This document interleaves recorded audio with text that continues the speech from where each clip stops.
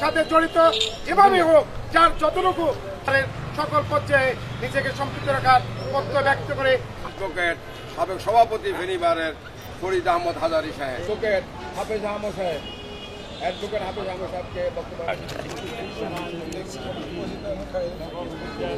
সমিতি সিদ্ধান্ত নিয়েছে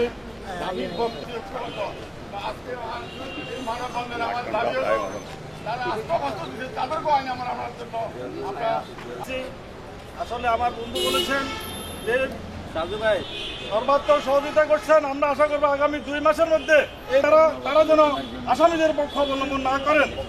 সুতরাং এই দুর্নীতিবাজ অধ্যক্ষের অবৈধ ইনকাম দ্বারা যেই সম্পদ আহরণ করা হয়েছে সেই সম্পদ রাষ্ট্রীয়ভাবে বাজেয়াপ্ত করে রাফির পরিবারকে দেওয়ার জন্য আমি রাষ্ট্রের প্রতি জোর দাবি জানাচ্ছি।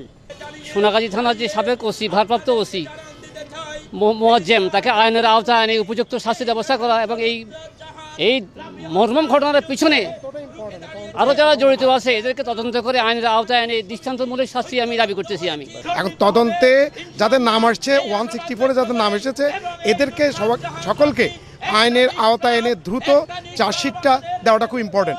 যদি পরবর্তীতে চার্জশিটের দুর্বলতার কারণে কোনো জড়িত আসামিরা যদি ছাড় পায়, এটা হবে আমাদের পুরো জাতির জন্য অত্যন্ত দুর্ভাগ্য।